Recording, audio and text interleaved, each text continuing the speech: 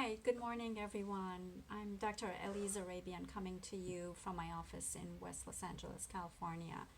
I thought it would be a good time to come to you through a series of short videos like this one that is going to address some of the anxiety that's going around in our country at this time and the world around the coronavirus. So I thought I'd seize this opportunity with technology and this pandemic that we're experiencing to offer you some coping strategies that will help alleviate, hopefully, some of the anxiety that you may be feeling at this time, but to also know that you do have a place where you can go to seek support and some extra care if things start to get a little worse for you. So, no doubt, I don't want to trivialize what's going on in our country right now. And like always, it's important to be mindful about catching a contagious disease. So, as you would on a normal basis, when you go out into the world, you want to make sure that when you return, you wash your hands thoroughly. You try to limit how close you get to people who may be sick with the flu virus or have the cold, and to limit going into public places if you know that someone who is going to be there is sick.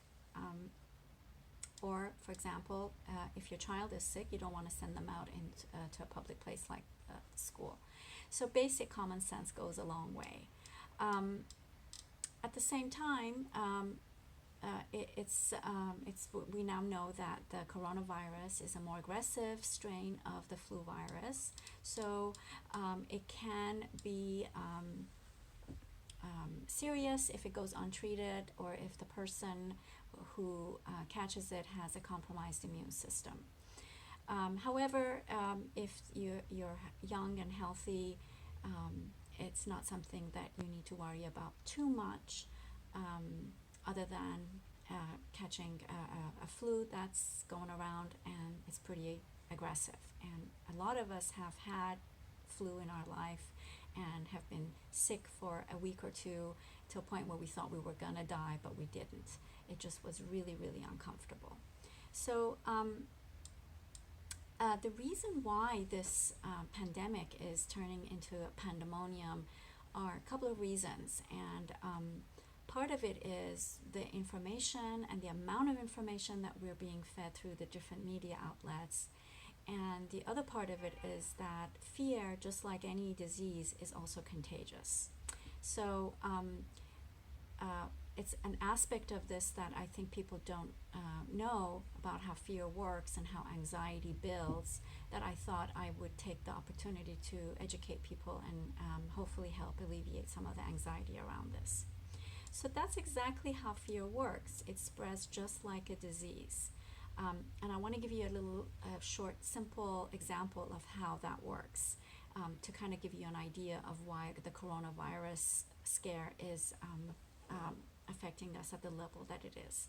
So, for example, let's say you've never seen a spider in your life before, and you've never been bit by a spider, but you come into contact with me, and I was once bit by a spider when I was a little girl, and I've developed a phobia or fear around spiders. And when you are around me, you notice that all of a sudden I see a spider and I freak out and I start to yell, "Oh my God, that there's a spider and it's going to kill me, I'm gonna die." And you witness this in me a couple times while you're around me, and you see how I react. And you say to yourself, "Oh, I've never seen a spider, but this must be really bad." And so before you know it, you're going to start running around the room just like me, panicking, thinking that you're going to get bit by a spider and die, even though you've never even seen one nor been bit by one. So that's how fear works. It's contagious. If you see someone have fear around something that you don't even know what it is, nevertheless, you will acquire their level of fear and panic and anxiety.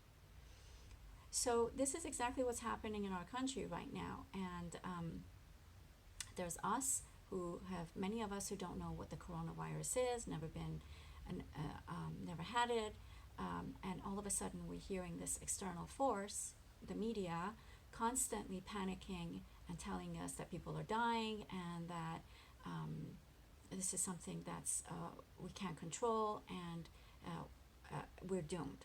So you can see then how that transfers to us and how it escalates, and then pretty soon the entire nation is on a shutdown because we're too afraid to go out and live our normal life.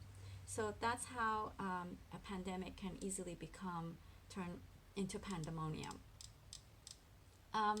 So for this segment of the short talk series, I'd like to offer a suggestion that I'm hoping will help lessen some of the anxiety, which is to limit the amount of time you spend online or watching TV around the coronavirus.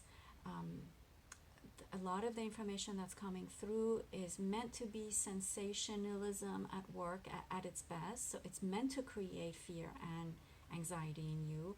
And the way you have control over that is by controlling the amount of time you spend reading or watching videos about the coronavirus.